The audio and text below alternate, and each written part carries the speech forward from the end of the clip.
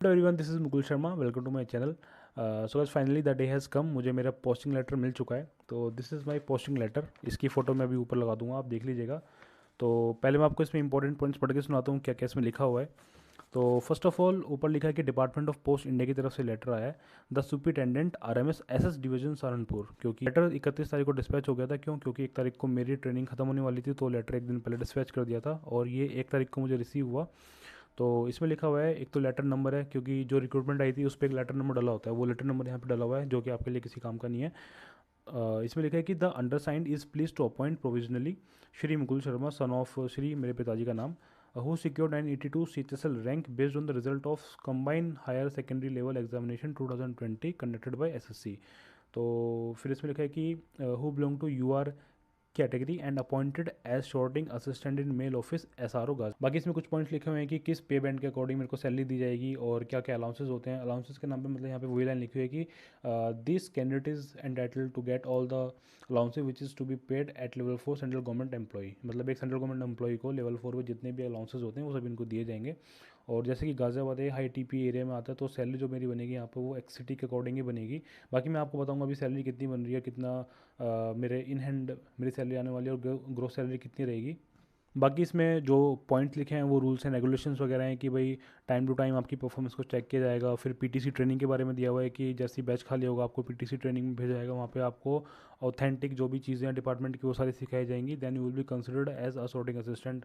मतलब वो theory wise वो सब इसमें लिखा हुआ है। क्योंकि 2017-18 वैसे अभी तक किसी की ट्रेनिंग नहीं हुई है, क्योंकि बल्क में बच्चों को इकट्ठा करते हैं फिर ट्रेनिंग सेंटर में भेजते हैं। तो जब ट्रेनिंग होगी उसकी वीडियो में आपके साथ आई विल शेयर द वीडियो। तो मैं अब आपके साथ अपना ट्रेनिंग एक्सपीरियंस शेयर करता हूँ कि किस हिसाब से सब कुछ रहा था। बिल्कुल फर्स्ट डे से शेयर करता हूँ। जैसे मैंने यहाँ पे ज्वाइनिंग की थी 20 तारीख को, तो 20 तारीख को मुझे वहाँ पे रिपोर्ट करना था। रिपोर्ट में अब क्या सीन था कि जैसे ही मैंने वहाँ पे रिपोर्ट किया मेरे को एक चार्ज रिपोर्ट मिली थी।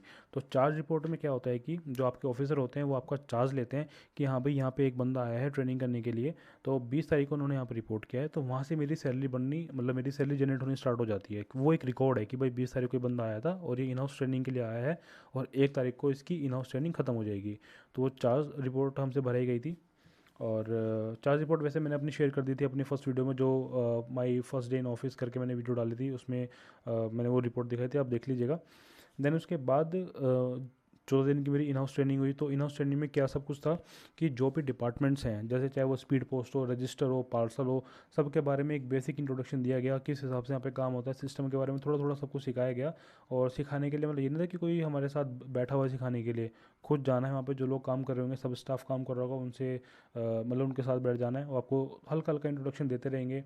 देन उसके बाद जो भी आउटसोर्स वाला स्टाफ है, जो उनको हम OS बोलते हैं, आउटसोर्सिंग स्टाफ।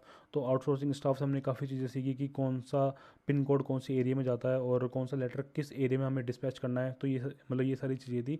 वो तो यार आने वाली वीडियोज़ में जैसे जैसे मेरे को टाइम हो जाएगा आई will share the video about कि किस हिसाब से वहाँ पे काम होता है, कितना वर्कलोड होता है और किस हिसाब से सब लोग काम करते हैं, वो सब मैं शेयर कर दूंगा। बट उसके लिए मेक श्योर कि आप चैनल को सब्सक्राइब ज़रूर करें। उसके बाद 14 दिन की ट्रेनिंग में और क्या क्या हुआ था, काफ़ी लोगों से मुलाकात हुई, जो हमारे सीनियर्स थे उनसे मुलाकात हुई, उनसे काफ़ी चीज़ सीखने के लिए मिली। क्योंकि जो हमारे यहाँ पे ASRM ऑफिसर हैं, तो वो एज अ सॉर्टिंग असिस्टेंट उन्होंने ज्वाइन किया था। देन उसके बाद उन्होंने एग्ज़ाम दिया, डिपार्टमेंटल एग्ज़ाम दिया, उसके बाद वहाँ पे ASRM की पोस्ट पे भी नियुक्त हैं। तो उनसे भी काफ़ी अच्छी वार्तालाप हुई। देन उसके बाद एक बार विजिट पे आई गेस DSP बोलते हैं, DSP लेवल के अधिकारी थे, वो भी वहाँ पे उन्होंने विजिट किया था, जो कि UPSC के थ्रू सेलेक्ट होते हैं। UPSC सेलेक्ट होने के बाद 2 प्रमोशन के बाद आप DSP लेवल पे आते हो, तो वो मतलब उस लेवल के अधिकारी थे, वहाँ पे आए थे सारा कुछ एक ब्यौरा लेने के लिए भी, यहाँ पे किस हिसाब से काम हो रहा है, कोई प्रॉब्लम तो नहीं है, आउटसोर्सिंग का स्टाफ कितना है और मतलब परमानेंट स्टाफ कितना है, किस हिसाब से यहाँ पे काम चल रहा है, वो सब देखना बेसिकली एक जो लिखत पढ़त का जो काम होता है वो सब वहाँ पे देखने के लिए वो लोग आए थे। अब मैं आपको बताता हूँ कि शॉर्टिंग असिस्टेंट का काम बेसिकली वहाँ पे होता क्या है।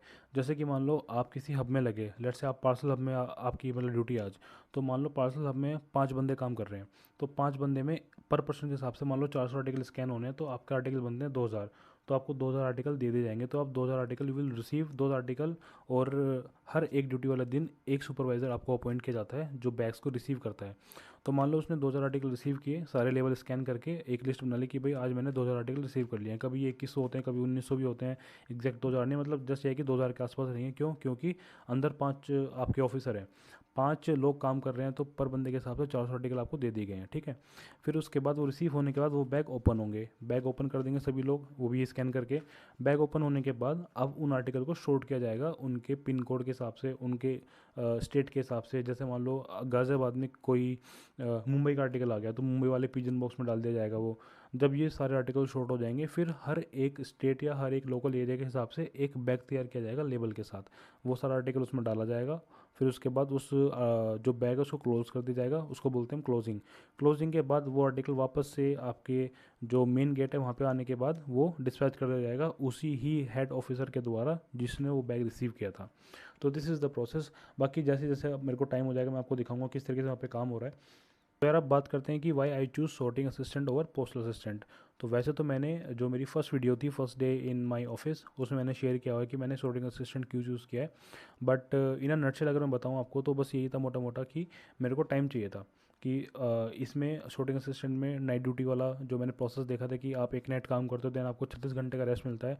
तो ये चीज़ मेरे को काफ़ी ज़्यादा सूट कर रही थी कि अगर मेरा आगे किसी एग्ज़ाम को टारगेट करने का प्लान बनता है या फिर मुझे किसी और फील्ड में ग्रो करना है तो उसके लिए I need to get some time, जो मेरे को शूटिंग असिस्टेंट में ही मिल रहा था। और उसके ऊपर जो मेन इंपॉर्टेंट चीज़ थी वो थी होम पोस्टिंग, क्योंकि मुझे पता था कि अगर मैं शूटिंग असिस्टेंट लेता हूँ अगर मेरे को यहाँ पे होम पोस्टिंग मिलती है तो मेरे लिए बहुत बढ़िया है। जस्ट इन केस अगर होम पोस्टिंग नहीं भी मिलती तो अगर मैं दूसरे स्टेट में जाता हूँ तो एटलीस्ट मेरे पे इतना टाइम हो कि वहाँ मैं अपने हिसाब से वहाँ पे देख सकूँ काम, मतलब रहना खाना पीना सब अपना आप करना पड़ेगा अगर मैं बाहर जाता हूँ। तो उसके लिए मेरे को टाइम चाहिए था उस चीज़ के लिए भी, इसलिए मैंने शूटिंग असिस्टेंट को प्रेफरेंस दी थी। फिर अब बात करते हैं कि यहाँ पे सैलरी कितनी जनरेट होती है।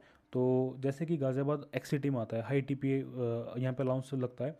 तो यहाँ पे जो सैलरी बनती है वैसे तो अभी तक 47-48 ग्रोस सैलरी बनती थी, लेकिन अब डीए भी 4% इंक्रीज़ हो गया है।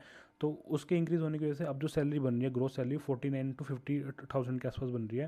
तो इन हैंड सैलरी उसमें लगा लो आप 3500-3800 रुपये कट हो जाएंगे आपके एनपीए वगैरह के, या कोई भी प्रोफेशनल टैक्स होता है स्टेट वाइज जो टैक्स करता है उसके आपके वो टैक्स कटने के बाद इन हैंड सैलरी 45 क्या अराउंड बनने वाली है। बाकी तो वो जो मेरी सैलरी स्लिप जनरेट हो जाएगी मैं आपको दिखाऊंगा सैलरी स्लिप मेरी कितनी बनी है ईयर के साथ प्लस पर मंथ सैलरी कितनी बन रही है। तो उसके लिए मेक श्योर आप चैनल को सब्सक्राइब जरूर करें। ठीक है यार, that's all in this video. और सॉर्टिंग असिस्टेंट से रिलेटेड कोई भी इन्फॉर्मेशन होगी आई will share on this channel only, क्योंकि आने वाले जो बच्चे हैं 2021 से जो सिलेक्ट होने वाले हैं CHSL या CGL से जो सिलेक्ट होने वाले हैं उनके लिए एक हेल्प हो जाएगी कि किस हिसाब से शॉर्टिंग असिस्टेंट के पोस्ट पे काम होता है, क्या सैलरी मिलती है, क्या वर्क कल्चर होता है, कितना प्रेशर होता है, आपको एक्स्ट्रा टाइम मिलता है नहीं मिलता, वो सारी information I will share on this channel. तो मेक श्योर आप चैनल को सब्सक्राइब करें और मिलते हैं फिर नेक्स्ट वीडियो में। Till then bye bye, take care, जय हिंद।